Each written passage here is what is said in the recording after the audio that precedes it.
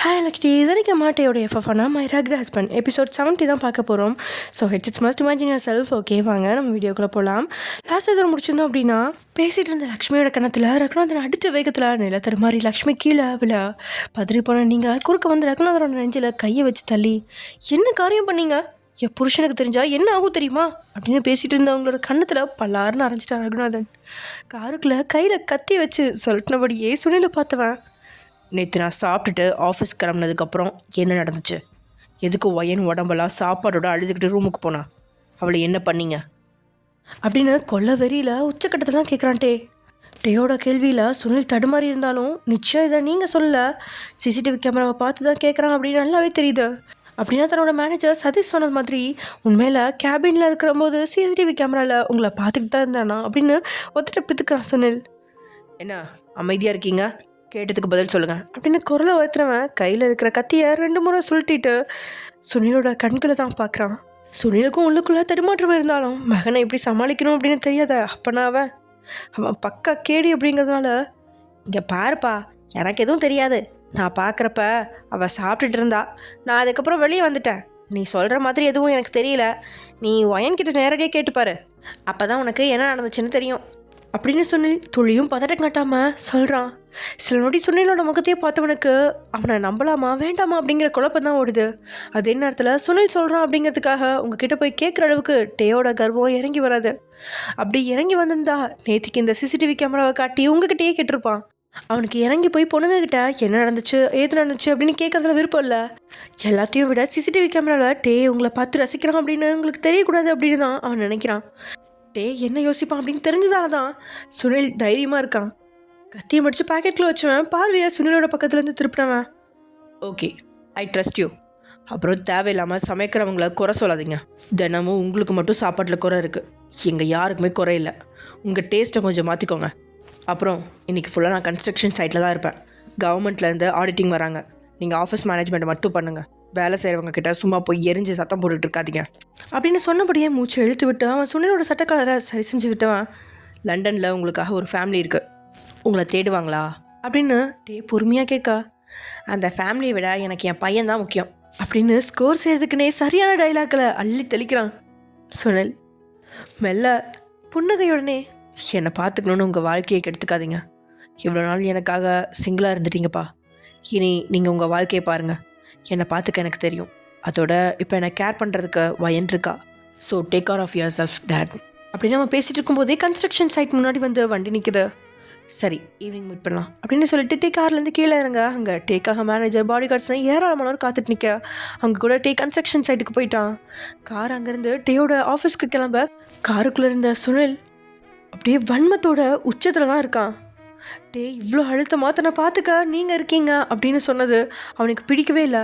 ஒரு ஆணை பார்த்துக்க இன்னொரு ஆணால் தான் முடியும், பொண்ணுங்களாம் அவங்களுக்கு கீழே வந்து சேவை செய்ய வேண்டியவங்க, அப்படிப்பட்ட ஒருத்தி தன்னை பார்த்துக்கிறதா டே பெருமையாக சொல்கிறானே அப்படின்னு கொஞ்சம் கோவம் வர, டேக்கும் உங்களுக்கும் இடையில என்ன மாதிரி கோல்மால் வேலையை உருவாக்குறது அப்படின்னு வஞ்சனை எண்ணத்தோட ஆஃபீஸ்க்கு போகிறான் சுனில்.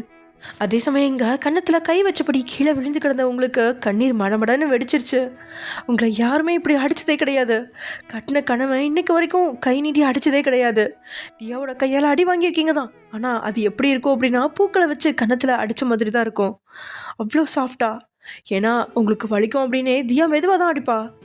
அப்படி அடி வாங்கி பழக்கப்பட்ட உங்களுக்கு இன்னைக்கு வாங்கின அடி பாறாங்களே வந்து கன்னத்தில் விழுந்த மாதிரி இருக்கு. அப்படி தலையெல்லாம் சுத்திருச்சு. பொட்டச்சி நாயே, நான் என் கூட படுக்கிறவகிட்ட பேசிகிட்டு இருந்தா நீ என்ன ஓவராக குறைக்கிறா? கொஞ்ச நாளாக டே உனக்காக பேசுகிறான்ற தைரியமா?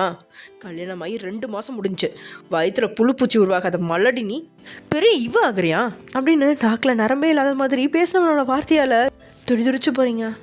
கணத்தில் கையை வச்சபடியே அழுதுட்டு இருந்தாலும் இந்த வார்த்தை உங்களால் ஏற்றுக்கவே முடியாமல், இந்த மாதிரி பேசாதீங்க மாமா, எங்களுக்கு குழந்தை எப்போ வேணும்னு நாங்கள் தான் முடிவு பண்ணுவோம், நீங்கள் கிடையாது. என்னை மலடின்னு சொன்னீங்கன்னா நடக்கிறதே வேற அப்படின்னு நீங்கள் ஏதோ ஒரு ஆத்திரத்தில் பேச, டிங் குப்பை தொட்டி நாயே, என்னையே எதிர்த்து பேச வரையா அப்படின்னு உருமுனவன் ஆத்திரத்தில் உங்களோட வயிற்றில் மிதிக்கிறதுக்காக வரும்போது ஜஸ்ட் மிஸ்ல லக்ஷ்மி அடைய வந்துட்டா. இதில் அவளோட முதுகில் பலமான காயம் பட்டுருச்சு. அவள் கீழே விழுந்து முதுகில் கையை வச்சு சுருண்டு புரள நீங்கள் பயத்தில் டேபிளோட காலை பிடிச்சிக்கிட்டு நடுங்கிட்டு இருக்கா. லக்ஷ்மியோட தலைமுடியை கொத்த பிடிச்சி உங்களை பார்க்க முடிய லக்ஷ்மியோட கணத்தில் பல முறை அடிச்சுவான். நீ பெத்த எருமைக்கிட்ட ஒழுங்காக ஊரை விட்டு போக சொல்லு. பெத்த அப்பான்னு பார்க்காம கொண்டு போய் ஜெயிலில் போட்ட பரதேசி பையன் என் கண்ணு முன்னாடி வரக்கூடாது. அதே மாதிரி இந்த வீட்டில் கிடக்கிற பொட்டை நாய்ங்கக்கிட்டேயும் சொல்லுவே. எவளாவது இன்னொரு முறை என் முன்னாடி வந்து பேசினா உன் பணத்தை தான் அவள் பாப்பா. புருஷன் கூட படுக்க துப்பில்ல, கண்டவன்கிட்ட ஓவராக ஆட்டுதுங்க அப்படின்னு லக்ஷ்மியை திட்டுற மாதிரி உங்களையும் மிரட்டிட்டு ஹாலுக்கு வந்தவன் சோஃபாவில் உட்காடுறான்.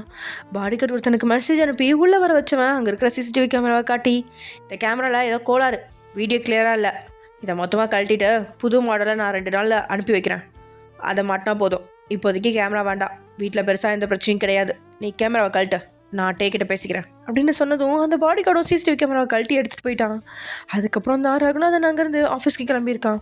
இங்கே கிச்சனில் என்ன கண்ணம்மா போனதுக்கப்புறம் வந்து லக்ஷ்மியை கைத்தாங்களை தூக்கி படுக்கைக்கு அரைச்சிட்டு போகிறா. ஹாலில் சிசிடிவி கேமரா இல்லாதனால டேக் இந்த விஷயம் தெரிய போகிறதில்ல. கண்ணம்மாவும் அப்படியே லக்ஷ்மியை படுக்க வச்சுட்டு மறுபடியும் சமையல் அறைக்கு வந்தவ, வயன் இந்த மருந்தை கன்னத்தில் போட்டுக்கோ, அவர் அப்படி தான் கோவம் வந்தால் கை நீட்டுவார். இந்த வீட்டில் எல்லாரும் அப்படி தான், டே தம்பி தவிர. ஜிமின் தம்பியும் கோவம் வந்தால் கை நீட்டுற ஆள் தான், ஆனால் பொண்ணுங்களை அடிக்க மாட்டார், ஆணுங்களை தான் அடிப்பார்.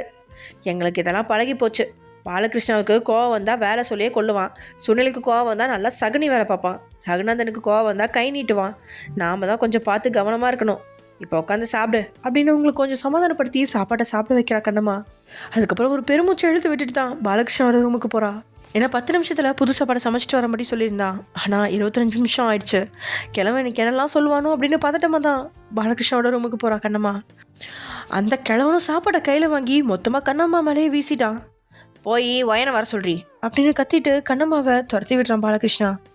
தியா காலையில் சாப்பிட்டு ரித்திக் வீட்டுக்கு போனவ இப்போ தான் டே வீட்டுக்கு வந்து சேர்றா.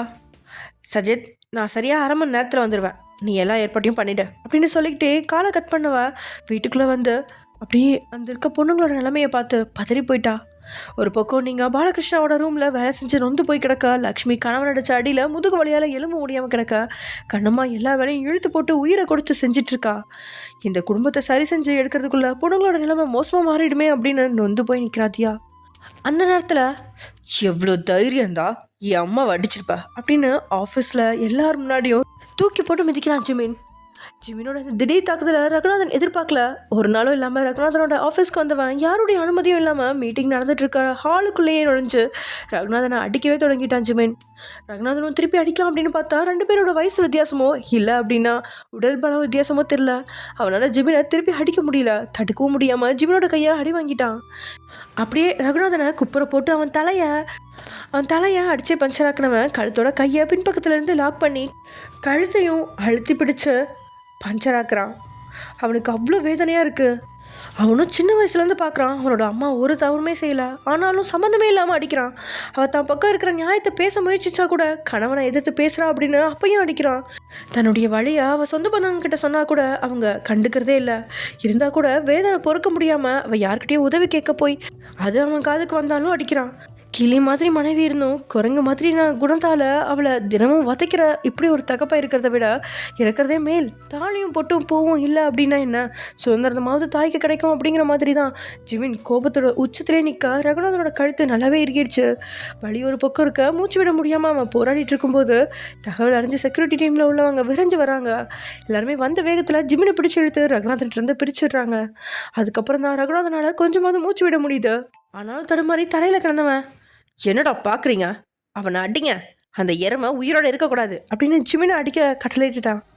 ஆனால் அங்கே இருக்கிற யாருமே ஜிமினை அடிக்கவும் இல்லை, அதை பற்றி யோசிக்கவும் இல்லை. ஏன்னா ஜிமினை தொட்டாலே நாளைக்கு டே கையால் மரணம் தான் அப்படிங்கிற மாதிரி எல்லாருக்கும் தெரிஞ்சிருச்சு.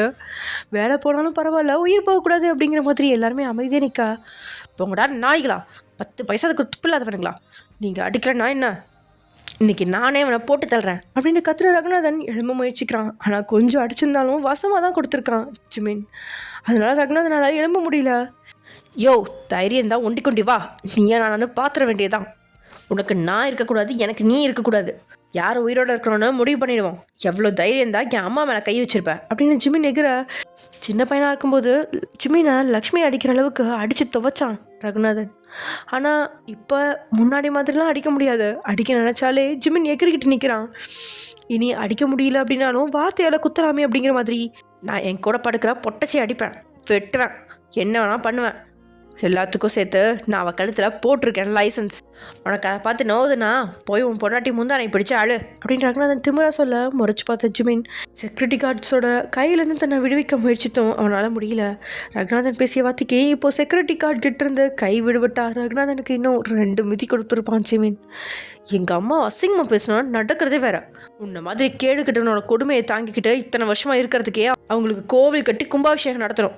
அவங்க மட்டும் ஒரு வார்த்தை உன்னை பற்றி அண்ணா கிட்டே சொல்லியிருந்தா இந்நேரத்துக்கு நீ செத்த இடத்துல புல்லு முளைச்சிருக்கும். கூடி சீக்கிரமே நீ பண்ணுற எல்லாத்துக்கும் சேர்த்து ஒரு நாள் மாட்டுவ, அன்னைக்கு உனக்கு இருக்குது அப்படின்னு கத்தினவனுக்கு ஆத்திரம் பொறுக்கல. எல்லாரும் என் கையை விடுங்க அப்படின்னு செக்யூரிட்டிகிட்ட இருந்து கையை உருவிட்டு முறைச்ச பார்வையிட அங்கேருந்து கிளம்பிட்டான் ஜிமேன். இப்போ வர லக்ஷ்மி அடித்தது மட்டும்தான் அவனுக்கு தெரிஞ்சிருந்துச்சு. அதுக்கே இவ்வளோ ரகடை. உங்களையும் அடித்தது தெரிஞ்சிருந்தா இன்னைக்கு தன்னை போட்டுட்டு தான் போயிருப்பான் அப்படிங்கிற நிதர்சனம் மட்டும் ரகுநாதனுக்கு நல்லாவே புரியுது. ஜிமின் போன உடனே தன்னுடைய கேபினுக்கு போன ரகுநாதன் தன்னுடைய டீம் மெம்பர்களை அழைச்சி அங்கே நடந்த எதுவுமே டேவோட காதுக்கு போகக்கூடாது அப்படின்னு ஸ்ட்ரிக்டாக சொல்லிட்டான். செக்யூரிட்டி டீமில் இருக்கிறவங்களையும் மிரட்டிட்டான். அங்கேருந்து சிசிடிவி கேமரா அப்படின்னு எல்லாத்தையுமே அழிச்சிட்டான். ஏன்னா செக்யூரிட்டி டீமுக்கு தகவல் போனால் டேயே அவனை போட்டுருவான் அப்படிங்கிறது அவனுக்கே நல்லா தெரியும். அது மட்டும் இல்லை, இப்படி ஒரு பிரச்சனை நடக்கலை அப்படிங்கிற மாதிரி மொத்த இடத்தையும் தயார் செஞ்சுட்டு உடலில் காயப்பட்ட இடங்கள்லாம் மருந்து போட்டவன் முன்கூட்டியே டேக்கு ஃபோன் பண்ணி படியிலேருந்து தடுமாறி கீழே விழுந்துட்டதா டேக்கு சந்தேகம் வராதபடி சொல்லிட்டு அப்படியே ஓய்வெடுக்க வீட்டுக்கு கிளம்பிட்டான். தியாவுக்கு வீட்டில் இருக்க பொண்ணுங்களோட நிலைமையை பார்க்கும்போது தலைவலி தான் வருது. இருந்தாலும் அங்கே நின்ன கண்ணம்மா கிட்ட ஒயனாக்கா எங்க, ஆண்டி எங்க, நான் டேக்கிட்ட பெர்மிஷன் வாங்கிட்டேன், அவன் உங்கள் எல்லாரையும் வெளியே கூட்டிகிட்டு போக சொன்னான், சீக்கிரமாக ரெடியாகுங்க அப்படின்னு தியா சொல்ல ஒருத்திட்ட சொல்லிச்ச கண்ணம்மாவுக்கும் இப்போ வெளியில் போனால் வேலை 1000 கிடக்கு, இதை எப்போ செஞ்சு முடிப்பேன் அப்படின்னு உள்ளுக்குள்ளே பதட்டமாக இருக்கா.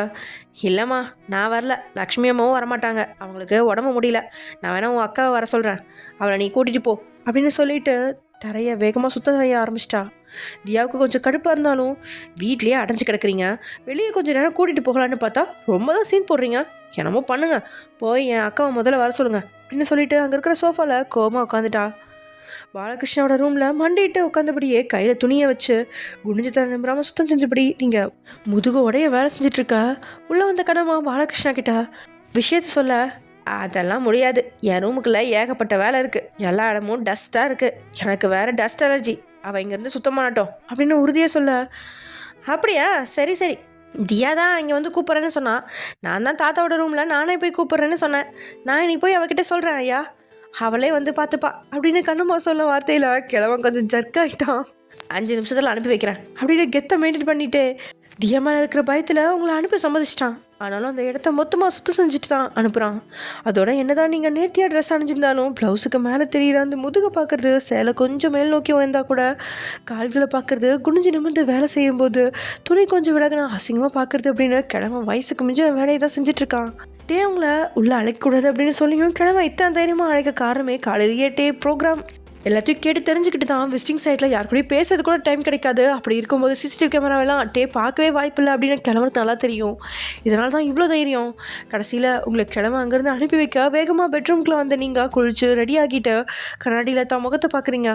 ரகுநாதன் அடித்த இடம் வீக்கம் போட்டிருக்கு. உங்களுக்கு அந்த விஷயத்த தியா கிட்ட சொல்லணும் அப்படின்னு தோணுது.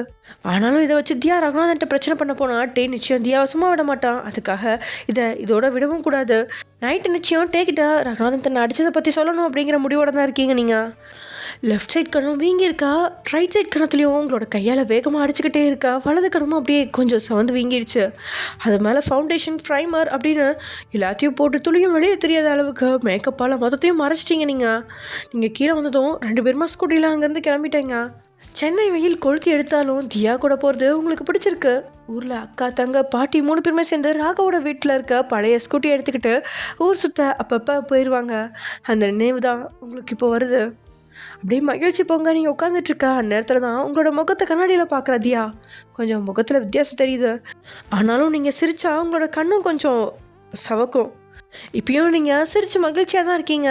அதனால் ஏற்பட்ட சிவப்பு அப்படிங்கிற மாதிரி தியா நினச்சிக்கிட்டா. ராசத்தி நம்ம எங்கே போகிறோம் அப்படின்னு நீங்கள் ஆர்வமாக கேட்கா.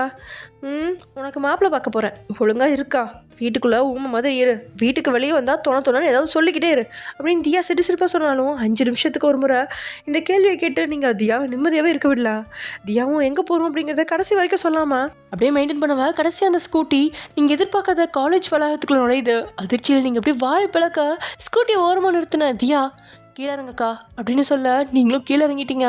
பறந்து விரிஞ்ச அந்த இன்ஜினியரிங் காலேஜில் பார்த்தவ தியா நம்ம இங்கே எதுக்கு வந்திருக்கோம் அப்படின்னு கேட்க, அதான் சொன்னனே உனக்கு மாப்பிள்ளை பார்க்கறதுக்கு வந்திருக்கோம் அப்படின்னு தியா பேசிகிட்டு இருக்கும்போதே தியாவை கட்டி பிடிச்சி கணத்தில் தாறுமாற முத்தத்தை கொடுக்குறா. உங்களுக்கு பயங்கரமான மகிழ்ச்சி. சொல்லப்போனால் அந்த சந்தோஷத்தில் தியாவை தூக்கி ஒரு சொல்லிட்டு கீழே விட்டுறீங்க. இருந்தாலும் சுற்றி ஆட்கள் பார்க்குறாங்க அப்படின்னு பார்க்காம தங்கச்சியை கட்டிப்பிடிச்சி கணத்தில் பயங்கர முத்தம் தான். கண்கள்ல இருந்து ஆனந்த கண்ணீர் தாறுமாற நிரம்பி வளையா. உங்களோட இந்த மகிழ்ச்சியை பார்க்கறதுக்கே கோடி கொடுக்க வேணும் அப்படிங்கிற மாதிரி தான் இருக்குது தியாவுக்கு. உங்களோட கண்களில் வடைஞ்ச கண்ணீரை துடைச்சவ, அக்கா எமோஷன் ஆகாத, இப்போ நம்ம அட்மிஷன் போட தான் வந்திருக்கோம் வா அப்படின்னு கூப்பிட கூட கொஞ்சம் தூரம் போனோம். நீங்கள் ராசாத்தி இன்ஜினியரிங் படித்தா வேலை கிடைக்காதுன்னு சொல்லி கேள்விப்பட்டிருக்கேன், வேறு ஏதாவது குரூப் படிக்கட்டுமா அப்படின்னு கேட்க நடந்து போனப்படியே உங்களை ஓரக்கனால முறைச்சி பார்த்தவ, என்ன விளையாடுறியாக்கா, என்னமோ படித்த உடனே உன் புருஷன் வேலைக்கு விடுற மாதிரியே சொல்கிற, படிக்க பர்மிஷன் தந்ததே பெரிய விஷயம் அப்படின்னு தியா சொல்ல, இல்லை ராசாத்தி எனக்கு படிக்கணும்னு ஆசை மட்டும் இல்லை, இப்போ வேலைக்கு போகணும்னு ஆசை இருக்குது அப்படின்னு நீங்கள் சொன்னதை கேட்டு தியா ஜர்க் ஆகிட்டா. அதிர்ச்சியில் அண்டா சைஸில் வாயை பிறந்தவ, அக்கா நீ என்ன பைத்தியமா, உன் புருஷன் ஒரு அட்மிஷன் ஃபார்ம் வாங்க போகிறதுக்கே 1500 கண்டிஷன் போட்டான். ஒன்று அவங்க வீட்டு காரில் தான் கொண்டு போகணும், காருக்கு முன்னாடி பின்னாடி காரில் பாடி கார்ட்ஸும் ப்ரொடெக்ஷனுக்காக வருவாங்கன்னு பல கண்டிஷன் போட்டான். நான் தான் சண்டை பிடிச்சி உன்னை ஸ்கூட்டியில் கூட்டிகிட்டு வந்திருக்கேன். வெளியே கூட்டிகிட்டு போகிறதுக்கே இப்படி கண்டிஷன் போடுறவன் உன்னை வேலைக்கெல்லாம் விடுவானா? உன்னை படிக்க அனுப்புறதுக்கே உன் புருஷன்கிட்ட நான் எவ்வளோ மல்லு கட்டி இருக்கேன் தெரியுமா? இப்போ உனக்கு எதுக்கு வேலைக்கு போகணும்? அதான் உன் புருஷன் கோடியாக சம்பாதிக்கிறானே, அதுவும் ஒரு நாளைக்கு அவனோட லாபம் குறைஞ்சது 75 கோடி ரூபாய்க்கு மேலே இருக்கும். இப்படியே போனால் கூடிய சீக்கிரம் அவன் வேர்ல்டு பணக்காரங்க லிஸ்ட்லேயே வந்துடுவான் அப்படின்னு தியா சொல்ல, அது இல்லை ராசாத்தி, அந்த வீட்டில் எல்லா பொண்ணுங்களும் ஆண்களுக்கு அடிமையாக இருக்காங்க. அதெல்லாம் பார்த்து எனக்கு உன்ன மாதிரி சுயமாக இருக்கணும், சுயமாக சம்பாதிக்கணும்னு ஆசையாக இருக்குது அப்படின்னு நீங்கள் சொல்ல உங்களை நினச்சி ஒரு நொடி பெருமையாக தான் இருக்குது. அதனால் படிக்க வைக்கிறதுக்கே எவ்வளோ பாடுபட்டா, இதில் வேலைக்கும் போக விட்டா ஒரு மிருகமாக மாறிடுவான் அப்படிங்கிறதுனால, அக்கா நீ முதல்ல படி, வேலைக்கு போகிறத பற்றி அப்புறமா பார்ப்போம். உன் புருஷன்கிட்ட இருந்து உனக்கு 4 வருஷம் ரெஸ்ட் கிடைக்கணும்னு தான் உன்னை இன்ஜினியரிங் காலேஜில் சேர்த்து விடுறேன். இல்லைனா உன்னை ஆர்ட்ஸ் சம்மந்தப்பட்ட படிப்பு தான் படிக்க வச்சுருப்பேன். 4 வருஷம் வெளி உலகத்துக்கெல்லாம் வந்து பழகுனா தான் உனக்கும் சொசைட்டி எப்படி இருக்கும்னு தெரியும். இப்போ வா நம்ம அட்மிஷன் போடுவோம் அப்படின்னு சொல்லிட்டா. ஏற்கனவே அங்கே சஜித் உங்களுக்காக அட்மிஷன் ஃபார்மை வாங்கி வச்சுருக்க, நீ இதில் உட்காருக்கா, நான் ஃபார்மை ஃபில் பண்ணுறேன் அப்படின்னு தியா சொல்ல, இல்லை தியா நானே ஃபில் பண்ணுறேன் அப்படின்னு வாலண்டியாக ஃபார்மை கையில் வாங்குறீங்க. அக்கா மிஸ்டேக்கெல்லாம் போட்டால் அவங்க கோவப்படுவாங்க, நீங்கள் தான் அப்படின்னு நீங்கள் பேசிகிட்டு இருக்கும்போதே அதில் நீங்கள் ஃபில் பண்ண ஆரம்பிச்சிட்டிங்க. அதுவும் ஒரு தப்பு கூட போடாமல் நீங்கள் தெளிவாக எழுதுறீங்க. அதுவும் உங்களோட ஹேண்ட் ரைட்டிங்கை மொத்தமாக மாற்றி அவ்வளோ ஸ்டைலிஷாக நீங்கள் எழுதுறீங்க.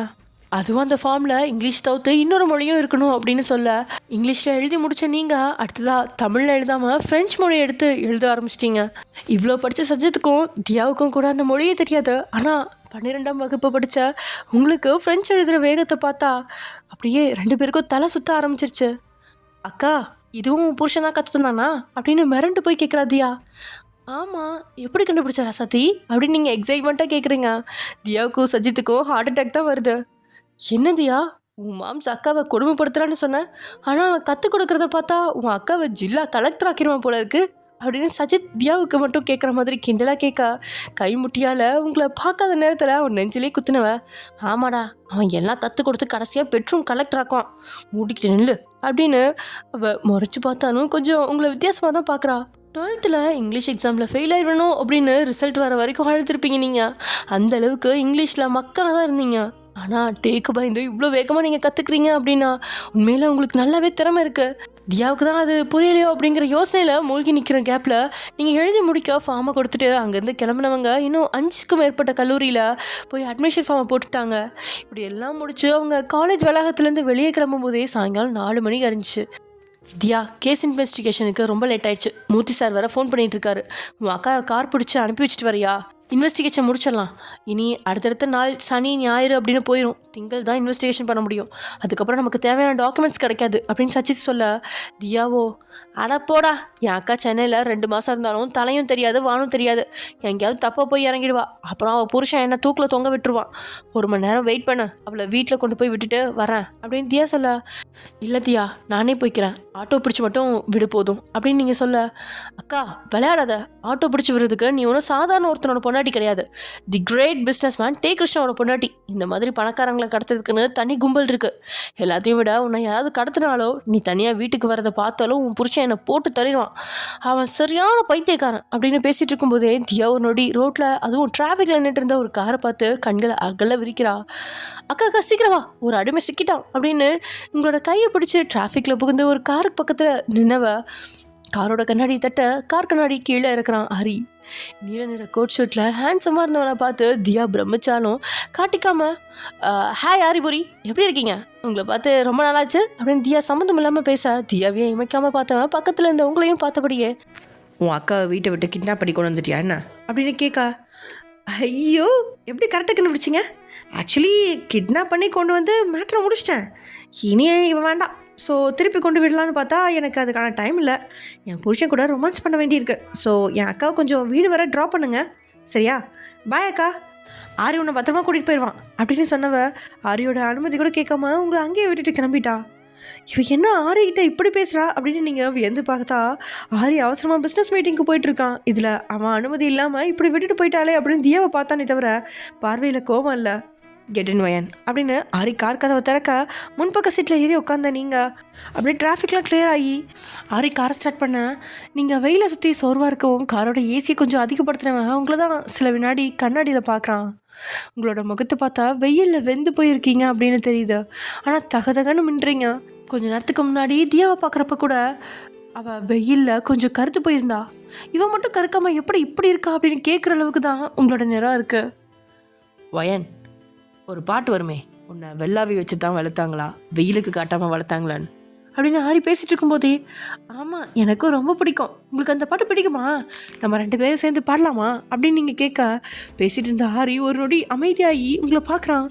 அவன் மேலே இருக்கிற பயத்தால் யாருமே அவன்கிட்ட சகஜமாக பேசுகிறது கிடையாது. ஒரு சிலர் பேசுவாங்க, ஆனால் அது அவனுக்கு மனநிறைவாக இருக்காது. அவன் அடிக்கடி மயூரிக்கிட்ட கொஞ்சம் மனசு விட்டு பேச நினைப்பான், ஆனால் மயூரி அதிகமாக பேசுறதால அவனும் பேசுறதில்ல. ஆரிக்கே தெரியாது. இதெல்லாம் தாண்டி ஒரு அப்பாவி பெண் தன்கிட்ட சகஜமாக பேசுறது அவனுக்கு கொஞ்சம் வித்தியாசமாக தான் இருக்குது. அந்த பாட்டு பிடிக்கும், பட் பாட மாட்டேன், ரொம்ப கேவலமான குரல் என்னோட குரல், உங்களுக்கு பிடிச்சிருக்குன்னா நீங்கள் பாடலாம் அப்படின்னு ஆரி சொல்ல, நீங்கள் பயப்படாதீங்க, நம்ம 2 பேரும் தானே இருக்கோம், தைரியமாக பாடுங்க, குரல் எவ்வளோ கேவலமாக இருந்தாலும் பரவாயில்ல, நான் அட்ஜஸ்ட் பண்ணிக்கிறேன், அதோட நீங்கள் பயப்பட வேண்டாம், எனக்கு நல்லா பாட தெரியும், நான் உங்களுக்கு எப்படி பாட்டு பாடுறதுன்னு சொல்லித்தரேன், அதுக்கப்புறம் உங்கள் குரல் தகுதகான்னு மின்னும் அப்படின்னு நீங்கள் சொல்ல பக்கத்தில் வச்சு அவன் பார்த்த வரைக்கும் நீங்கள் வாயை திறந்து பேசவே மாட்டீங்க. ஒருவேளை வாயை திறக்காத அமைதியான பொண்ணு அப்படின்னு பார்த்தா நீங்கள் தியாவை விட நல்லாவே பேசுகிறீங்களே அப்படின்னு வியந்து பார்த்தாலும் எங்கே பேசி பேசி பாட வச்சிருவாளோ அப்படிங்கிற தடுமாற்றத்தில், நீங்கள் எதுக்கு வீட்டை விட்டு வெளியே வந்தீங்க, ஏதாவது இம்பார்ட்டன்ட் விஷயமா அப்படின்னு ஆரி கேட்க, ஆமாம் நான் படிக்கிறதுக்கு அட்மிஷன் போட வந்திருக்கேன், எனக்கு சின்ன வயசுலேருந்தே படிக்க ஆசை அப்படின்னு நீங்கள் கதை பேச ஆரம்பிச்சிட்டிங்க. ஆரியும் சரிக்காமல் உங்களோட கதையை கேட்டபடியே காரை ஓட்டிகிட்டு இருந்தவன் வீட்டுக்கு முன்னாடி கொண்டு வந்து காரை நிறுத்தியும் நீங்கள் பேச்சை நிறுத்தின பாடில்ல, இதுக்கு மேலே கதையை தொடர்ந்தா சரியாக இருக்காது அப்படின்னு உங்களோட கதையை முடிக்கும். வயன் உங்களுக்கு படிக்க ரொம்ப ஆசையா அப்படின்னு ஆரி கேட்க, நீங்களும் ஆமாம் அப்படின்னு மண்டையாட்ட, ஓகே அப்படின்னு சொன்னவன் ஒரு விசிட்டிங் கார்டை உங்களோட கையில் கொடுத்துட்டு, நீங்கள் ஆசைப்படுற ஒரே ஒரு ஆசையை நான் நிறைவேற்றி வைப்பேன்னு உங்களுக்கு நம்பிக்கை இருந்தால் ஃபோன் பண்ணுங்கள் அப்படின்னு சொல்லிவிட்டு ஆரி கையில் இருக்க விசிட்டிங் கார்டையும் ஆரியும் மாறி மாறி பார்த்து, நீங்கள் இல்லை எனக்கு வேண்டாம், என்னோடய ஆசை எல்லாத்தையும் என்னோடய ஹஸ்பண்டும் தங்கச்சியும் நிறைவேற்றி தருவாங்க அப்படின்னு நீங்கள் சொல்ல ஆரி காதில் வாங்கிக்காமல் உங்களை முறைச்சி பார்க்குறான். ஏன்னா அவன் ஒரு பொருளை கொடுத்து வேணாம் அப்படின்னு சொன்னால் அவனுக்கு அவ்வளோ கோவம் வரும்.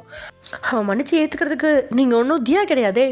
இவ்வளோ நேரம் அமைதியாக இருக்கும்போது பெரிய தைரியசாலி மாதிரி பேசிகிட்டு இருந்த உங்களுக்கு அவன் முறைச்சி பார்த்ததும் உங்களுக்கு அப்படி நடுங்கிருச்சு. அதுலேயும் அவன் முறைச்ச உடனே மூக்கு செவந்து போய் அவன் கோவத்தில் இருக்கான் அப்படிங்கிறத காட்டும் போதே உங்களுக்கு டேயோட ஞாபகம் தான் வருது. அவனுக்கும் கோவம் வந்தால் முதல்ல சவக்கிறது என்னமோ மூக்கு தான், அடுத்ததாக சவக்கிறது எதில் இருக்கிறவங்களோட உடல் தான் அப்படிங்கிற மாதிரி கண்களை சுமற்றிங்க. சரிங்க, என்னோட ஆசை இதுதான். நீங்கள் சிரித்து சந்தோஷமாக இருங்க, அது போதும் அப்படின்னு நீங்கள் சொல்ல. I am always happy no அப்படின்னு ஆரி சொல்ல. இல்லை, வெளியே ரோபோ மாதிரி சிரிக்கிறது கிடையாது, மனசால சிரித்து ரொம்ப சந்தோஷமாக இருங்க அப்படின்னு நீங்கள் சொல்ல. ஒருத்தர் சொல்லிச்சுக்கிட்டு ஆழ்ந்த மூச்சு எடுத்துவேன். இதே வார்த்தையா உங்கள் ஹஸ்பண்ட் கிட்டேயும் கொஞ்சம் சொன்னால் நல்லாயிருக்கும். எல்லாருமே உள்ள வெளியேன்னு ரோபோ மாதிரி தான் இருக்கும். அதுக்கு காரணம் ஒவ்வொருத்தரும் ஃபேஸ் பண்ண பெயின்ஃபுல் லைஃப் தான். என்னோட பெயின் க்யூர் பண்ணுற மெடிசன் இன்னும் என் லைஃப்பில் வரல. பட் உங்கள் ஹஸ்பண்டுக்கு வந்தாச்சு. அவரோட பெயினை கண்டுபிடிச்சு சால்வ் பண்ணுங்க அப்படின்னு ஆரி சொல்ல. அவள் என்ன பேசுகிறான், அப்படி என்ன பெயின் அப்படின்னு உங்களுக்கு சில வினாடிகள் குழப்பத்தில் மூழ்கி நிற்கும்போது உங்களோட கையில் ஒரு கிஃப்ட் பாக்ஸை கொடுத்தவன், இதை உங்கள் சிஸ்டர் கிட்ட கொடுத்துருங்க அப்படின்னு சொல்ல. என்ன இவர் தியாவுக்கு கிஃப்ட் தராரு அப்படின்னு யோசிச்சாலும் மறு பேசாமல் சரி அப்படின்னு தலையாடிக்கிட்டே புன்னகையோட கீழே இறங்குறீங்க. நீங்கள் என் மேலே நம்பிக்கை இருந்தால் ஃபோன் பண்ணுங்கள் அப்படின்னு ஆரி சொன்னதும் அதுக்கும் சரின்னு தலையாட்டின. நீங்கள் அங்கேருந்து நடக்க உங்களை பார்த்ததும் வாட்ச்மேன் கேட்டை திறந்து விட அங்கேருந்து நடந்து வீட்டுக்கு போயிட்டீங்க. ஆரியும் கார் எடுத்துக்கிட்டு அங்கேருந்து கிளம்பிட்டான். ஆரி நீங்கள் ஆசைப்படுறத நிறைவேற்றி தரேன்னு சொல்லிட்டான். ஆனால் நீங்கள் ஆசைப்படுறத கேட்டதுக்கப்புறம் ஊரை விட்டு ஓடி இருக்கலான்னு ஃபீல் பண்ணுவான்னு நினைக்கிறேன். அப்படி நீங்கள் என்ன கேட்க போகிறீங்கன்னா ஆரியை ஒரு பொண்ணு கூட கோத்து விட போகிறீங்க. அப்படியே வீட்டுக்கு வந்த உங்களுக்கு ஓய்வே இல்லை. நீங்கள் எப்போ வருவீங்க அப்படின்னு கிழமை காத்திருந்தான் அப்படின்னு தெரியாது. உடனே உங்களை பெட்ரூம்க்கு அழைச்சிட்டான். லக்ஷ்மிக்கு உடல்நல முடியாததால் கண்ணம்மா தனிமையில் சமையல் வேலை எல்லாமே செய்ய பார்த்தாலும் அவளால் சமாளிக்க முடியாமல் கடைசியில் லக்ஷ்மியை அழைச்சி வந்திருக்கா. லக்ஷ்மியும் சேர்ந்து சமையல் வேலையில் கண்ணம்மாவுக்கு உதவியாக இருக்கா. அதையும் இன்னைக்கு நெத்தியில் காயத்தோடனே வீட்டுக்குள்ளே வந்த ரகுநாதன் லக்ஷ்மியை வன்மமாக முறைச்சிக்கிட்டு இருக்கான்.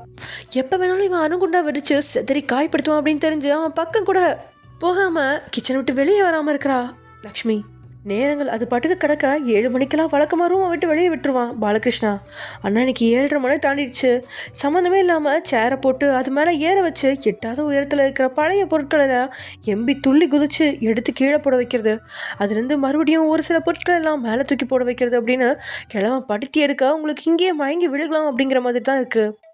8 மணி அளவில் தான் கிழமை உங்களை ரூமை விட்டு வெளியே விடுறான். அதுவும் நாளைக்கு காலையில் 7 மணிக்கு ரூமுக்கு வந்திருக்கணும் அப்படின்னு உத்தரவிட்டு தான் விடுறான். வந்து போன பார்வை பார்த்த நீங்கள் காலையில் 7 மணியா அப்படின்னு உள்ளுக்குள்ளே கதறிக்கிட்டு ரூமை விட்டு வெளியே வரவும் அங்கே நின்றுட்டுருக்கான் ரகுநாதன். காலையில் அவன் கன்னத்தில் அடித்ததுலேருந்து உங்களுக்கு உள்ளுக்குள்ளே கொஞ்சம் பயமும் இருக்கா. கண்டு காண மாதிரி நீங்கள் கடந்து போக பார்க்க ஏய் இங்கே வா அப்படின்னு கூப்பிட்றான். எதுவும் புரியாமல் அவன் பக்கத்தில் போகும்போது தான் அவனோட நெத்தியில் இருக்கிற காயங்களை பார்க்குறீங்க. காலையில் நல்லா தானே இருந்தான், அப்புறம் என்ன ஆயிருக்கும் அப்படிங்கிற மாதிரி அவன் பக்கத்தில் போக என் ஷூலேஸ் கழட்டு கிடக்கு கட்டிவிடு அப்படின்னு காலை காட்டுறான். குனிஞ்சவன் காலை பார்த்த உங்களுக்கு அதை கட்டி விடணும் அப்படின்னு துளியும் விருப்பம்ல. ஒரு மனுஷன் எவ்வளோதான் இறங்கி போகிறது, கொஞ்சம் இறங்கி போனால் காலில் மிதிப்படுற எறும்பு மாதிரி நடத்துகிறானே, இவன் கூட எப்படி லக்ஷ்மி இவ்வளோ வருஷம் கொடுத்துனா நடத்துகிறான் அப்படின்னு தான் உங்களுக்கு கேட்க தோணுது. நான் அதெல்லாம் கட்டி விட மாட்டேன், பொண்ணுங்களை கொஞ்சமாவது மரியாதையோட நடத்துங்க அப்படின்னு நீங்கள் பேசிகிட்டு இருக்கும்போது பக்கத்தில் இருந்த ஜாடியாகவும் வேகமாக தட்ட அது உங்களோட கால் முட்டியில் பட்டு உடஞ்சி விழுகுது. அப்படின்னு தடுமாறி போன நீங்கள் தரையில் விழ கொத்தா உங்களோட தலைமுடியை பிடிச்சி இழுத்து எழுப்பிடுவேன். இங்கே பாரு, இன்னைக்கு நான் உன்னை அடித்ததை நீ டேக்கிட்ட சொன்னேன்னு வச்சுக்கோ, நாளைக்கு உன்னோட அத்தை இருக்காளே அவளை உயிரோட நீ பார்க்க மாட்ட. உன் கண்ணு முன்னாடியே அவளை எப்படி அடிச்சேன்னு நல்லா பார்த்ததானே. ரூமுக்குள்ளே இதை விட கொடூரமாக அடிப்பேன், நல்லா ஞாபகம் வச்சுக்கோ. டே மட்டும் இதை பற்றி ஒரு வார்த்தை என்கிட்ட கேட்டானா அடுத்த செகண்ட் டே லக்ஷ்மி போனோமா உன் முன்னாடி கிடப்பா, ஜாக்கிரதை. இப்போ ஒழுங்கா ஷூலேஸை கட்டிவிடு, இல்லைனா இதுக்கும் சேர்த்து உன் மாமியா தான் அடி வாங்குவா அப்படின்னு அவன் ஒரு நபரை எப்படி மிரட்டணும் அப்படின்னு நல்லாவே தெரிஞ்சு வச்சு மிரட்டுறான். உங்களோட கண்கள் எல்லாமே குளமாக கலங்குது. இவங்க நடத்துகிற கூத்து பார்த்தா இதெல்லாம் ஒரு குடும்பமா அப்படின்னு காதி துப்பிட்டு இங்கேருந்து கிளம்பி போயிடலாம் அப்படிங்கிற மாதிரி தோணுது. டேயும் கொஞ்சம் கேவலப்படுத்துகிறான் தான், இல்லைன்னு சொல்லலை. ஆனால் டேயை தாண்டி இவங்க படுத்துகிற செயல்களை பார்க்கும்போது டே எவ்வளோ பரவாயில்ல அப்படின்னு சொல்கிற அளவுக்கு தான் இருக்குது. மரியாதையே இல்லாமல் மருமகிட்ட இப்படி சொல்கிறானே அப்படின்னு வேதனைப்பட்ட உங்களுக்கு இவனை விட கூச்சம் இல்லாமல் ஒருத்தன் பேரனோட மனைவி அப்படின்னு பார்க்காம படு எவ்வளோ பார்த்துட்ருக்கான் அப்படின்னு கூட உங்களுக்கு இது வரைக்கும் தெரில. தெரிய வரப்போ நீங்கள் எப்படி ஃபீல் பண்ணுவீங்கன்னு தெரியாது.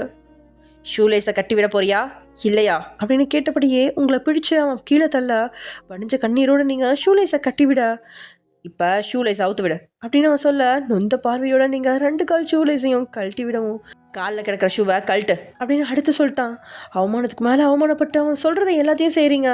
கடைசியில் ஷூவை நல்லா பாலிஷ் போட்டு கொண்டு போய் வை, அதுவும் இப்போவே வச்சுருக்கணும் அப்படின்னு வெளிகளை உருட்டினபடியே பாலகிருஷ்ணாவோட பெட்ரூம்குள்ள நுழையிறான் ரகுநாதன். கையில் இருக்கிற ஷூவை விட கேவலமான வாழ்க்கை தான் நீங்கள் வாழ்றீங்க அப்படின்னு தெரிஞ்சும் தன்னால் லக்ஷ்மி காயப்பட வேணாம் அப்படின்னு தலை குனிஞ்சு கீழே போன நீங்கள் பாலிஷ் போட்டு மற்ற சர்ப்களோடு வச்சுட்டு பெட்ரூமுக்கு வரும்போது நேரம் 8:30 ஆயிடுச்சு. அண்ணா டே வரல. இதனால் நீங்கள் கண்ணம்மா கிட்ட விசாரிக்க, தம்பி லேட்டாக தான் வருவாருன்னு நினைக்கிறேன் போல இருக்குமா, இன்னும் லக்ஷ்மி அம்மாவுக்கு தகவல் சொல்லலை, அதுவும் நல்லா தான் போச்சு. நீ ஃப்ரெஷ் ஆகிட்டு படுத்து தூங்கு. உன்னை பார்க்கவே ஒரு மாதிரியாக இருக்குது. எங்களுக்கும் வேலையெல்லாம் முடிஞ்சு போச்சு, நாங்களும் தூங்க போகிறோம் அப்படின்னு கண்ணம்மா சொன்னதுனால கிச்சனுக்குள்ள உட்காந்துருக்கிற லக்ஷ்மியை எட்டி ஒரு பார்வையை பார்த்துட்டு தன்னுடைய ரூமுக்கு கிளம்பிட்டீங்க. இங்கே தான் முன்னாடி இருக்கிறவளை கர்ண கொடூரமாக முறைச்சிட்டு உட்காந்துட்டு இருக்கான் ஆரி. அதுக்கு காரணம் மயூரி பக்கத்தில் ஜிமினும் உட்காந்துருக்கான். ஏய் ஜிமின், நீ கிளம்பு அப்படின்னு மயூரி சொன்னாலும், நான் உன்னை தானே போய் ட்ராப் பண்ண வந்தேன், அப்போ பிக்கப்பும் நான் தானே பண்ணும். அதான் உங்கள் கூடயே உட்காந்து அப்படியே டின்னரையும் முடிச்சுட்டு அப்படியே உன்னை பிக்கப் பண்ணிட்டு போயிடலான் இருக்கேன் அப்படின்னு சொல்லி ஜிமின் வாலண்டரியாக வந்து வாழாடிட்டு இருக்கான். ஆக்சுவலி ஜிமின் மயூரி எழுத்து தான் பக்கத்தில் உட்கார வச்சிருக்கான். ஜிமினோட பார்வையிலையும் செயலையும் எந்த ஒரு தவறுமே இல்லை அப்படின்னு ஆரிக்கே தெரியும். ஆனாலும் அவன் செய்கிறது ஆரிக்கு கொஞ்சம் கடுப்பாக தான் இருக்குது. இதுக்கு மேலே இங்கே இருக்க வேண்டாம், மீறி இருந்தால் ஜிமின் ஆரியை நிச்சயம் அடிச்சிருவான். தேவையில்லாமட்டே ஆரிக்கும் இடையே இருக்கிற நட்பில் விரிசல் விடும் அப்படிங்கிறதால ஆரி அங்கேருந்து கிளம்ப கோவமாக எழுந்திருக்கும் போது, சாரி கொஞ்சம் லேட் ஆகிடுச்சு, எல்லோரும் சாப்பிட்டு முடிச்சிட்டிங்களோ அப்படின்னு கேட்டபடியே உள்ள நுழையிறா தியா. தியாவை பார்த்ததும் அங்கேருந்து கிளம்புறதுக்காக நின்ன ஆரியோட கால்கள் சடன் பிரேக் போட்டு நின்றுச்சு. பிங்க் நிற சுடிதாரில் இருக்கிற 2.5 முடியையும் ஜடை போட்டு ஒரு நாள் இல்லாமல் பூவெல்லாம் வச்சுருக்கா. தாலி துளியும் வெளியே தெரியாத அளவுக்கு ட்ரெஸ்ஸுக்குள்ளேயே தாலியை மறைச்சிருக்கா. நெத்தியில் சந்தனம் பொட்டு அப்படின்னு ஒரு கேஸ் இன்வெஸ்டிகேஷனுக்காக வித்தியாசமான கெட்டப்பில் போயிட்டு வந்தவளை ஆரியோட கண்களும் ஜிமினோட கண்களும் தாறுமாறாக தான் ரசிக்குது. 2 பேரோட வாயிலேருந்தும் சொல்லு தான் வடியில. மற்றபடி ரசிக்கிறதுலாம் பயங்கரமாக இருக்க மயூரிக்கு ஜிமின் ரசிக்கிறது பிரச்சனை இல்லை. ஆனால் ஆரியோட பார்வையை பார்க்கும்போது உள்ளுக்குள்ளே பதறுது. இருந்தாலும் ஆரி தான் மயூரியோட முடிவு என்ன அப்படின்னு தெரிஞ்சுக்கிற வரைக்கும் தவறான எண்ணங்களை வளர்த்துக்க மாட்டேனே அப்படின்னு சொல்லியிருக்கான்ல. அந்த நம்பிக்கையில், நோ தியா, நீங்கள் ஜஸ்ட் 1.5 மணி நேரம் தான் லேட்டாக வந்திருக்கீங்க அப்படின்னு மயூரி சொல்ல, 1.5 மணி நேரம் தான் லேட்டாச்சா? இது முன்னாடியே தெரிஞ்சிருந்தா இன்னொரு 1/2 மணி நேரம் லேட்டாக வந்திருப்பேனே அப்படின்னு சொல்லிட்டு உள்ளே வந்தவ வழிமறிச்சின்ன ஆரியோட நெஞ்சில் கையை வச்சவ, யோ ஆரி பூரி விலகு அப்படின்னு சொல்லி லேசாக தள்ளிவிட்டு ஆரி உட்காந்து இந்த சேரில் உட்காந்துட்டா. ஆரி தியாவை பார்த்து ஸ்டன்னாகி நிற்கா. என்ன மிஸ்டர் ஆரி, கிளம்பிட்டீங்க போல, பார்த்து பத்திரமா போயிட்டு வாங்க, டேக்க இங்கே வருங்கால பொண்டாட்டியா நானே பிக்கப் பண்ணிக்கிறேன் அப்படின்னு ஜிமின் சொல்லிடுற. இவங்க ஏதோ பேச்சுவார்த்தைக்கு வந்திருக்காங்க, இனி இங்கே எந்த மரியாதை தான் கெடும் அப்படிங்கிறதால ஆரியும் அங்கேருந்து கிளம்பி பார்க்கும்போது அவன் கையை பிடிக்கிறா மயூரி. ஆரி நீங்களும் உட்காருங்க, நம்ம எல்லாரும் ஒன்றா இருந்து டிஸ்கஸ் பண்ணலாம் அப்படின்னு மயூரி வாலண்டரியாக சொல்ல, ஜிமினும் தியாவும் அஷ்டகோணம்லாம் முகத்தை வைக்கிறாங்க. அவனே போக நினைக்கிறான், இவ ஒருத்தி அப்படின்ற மாதிரி இவங்க 2 பேர்த்தோட மைண்ட் வாய்ஸும் ஓட சேரை இழுத்து போட்டு மயூரியோட பக்கத்தில் உட்காந்தான் ஆரி. என்னதான் பக்கத்தில் மயூரி இருந்தாலும் பார்வை எதிர்பக்கத்தில் இருக்கிற தியா மேலே தான் இருக்குது. இதை கவனிச்சிட்டு இருந்த மயூரிக்கோ ஆரி மட்டும் இப்போ கிளம்பி போனால் தகவல் டேக்கு போயிடும், அப்புறம் டின்னரில் ஒழுங்காக அவன் கூட நடந்துக்கலாம் அப்படின்னு டே வேற கோவப்படுவான். அதுக்கு ஆரியே இன்னும் கொஞ்சம் நேரம் இங்கே இருந்துட்டு போகிறது தான் நல்லது அப்படிங்கிறதுக்காக தான் தடுத்து நிறுத்தி இருந்தான் மயூரி. அதுக்கப்புறம் தியாவும் அவளுக்கான சாப்பாடை ஆர்டர் பண்ணி சாப்பிட ஆரம்பிச்சிட்டா. மிஸ்டர் புருஷா, என்ன விஷயமா வர சொன்னேன் அப்படின்னு சாப்பிட்டபடியே தியா கேட்கா. அதுவா, ரொம்ப சிம்பிள். நெக்ஸ்ட் வீக் என் அண்ணாவோட பர்த்டே வருது, அதுவும் இந்த வருஷம் ஸ்பெஷல் 30th பர்த்டே. அதனால் ஒரு கிராண்ட் பார்ட்டி வைக்க போகிறேன். அந்த பார்ட்டியில் நம்ம ஃபேமிலி மெம்பர்ஸ், ஃப்ரெண்ட்ஸ் அப்படின்னு லிமிட்டட் ஆட்கள் தான் இருப்பாங்க. அதை பற்றி உங்கள் ஒப்பீனியனையும் ஐடியாவும் கேட்கறதுக்கு தான் கூப்பிட்டேன். முடிஞ்சால் நம்ம எல்லோரும் சேர்ந்து இப்போவே ஒரு பிளானையும் போடுவோம், என்ன சொல்கிறீங்க அப்படின்னு ஜிமின் கேட்க. சூப்பர் ஜிமின், இந்த வருஷம் சாரோட பர்த்டேவை கிராண்டாக கொண்டாடலாம். இப்போ எல்லோரும் இருக்கிறதுனால இப்போவே நம்ம பர்ஃபெக்டாக போட்டுடலாம் பிளானையும் அப்படின்னு மயூரி ஆர்வமாக சொன்னாலும் பக்கத்தில் இருக்க தியா தான் 2 பேரையும் கொலவெறியோட முறைக்கிறா. அடப்பாவி, ஏதோ உயிர் போகிற விஷயம்னு சொன்னியேடா, உன்னைய நம்பி இந்த வேலையெல்லாம் விட்டுட்டு இங்கே ஓடி வந்தா உன் அண்ணனுக்கு பர்த்டே கொண்டாட போகிறேன்னு சொல்கிற. அவனுக்கு என்ன 1 வயசு ஆகுது பர்த்டேவை கொண்டாட? எதுக்கெடுத்தாலும் பாட்டின்னு சொல்லி பணத்தை செலவு பண்ணுறதே பணத்தில் கொழுத்த பெருச்சாளிகளோட வேலையாக இருக்குது அப்படின்னு தியா மைண்ட் வாய்ஸில் திட்டிக்கிட்டு இருந்தாலும் அவள் பார்வையிலேயே ஏதோ ஹெவியாக திட்டுறா அப்படிங்கிற மாதிரி ஜிமினுக்கு நல்லா புரிஞ்சிருச்சு.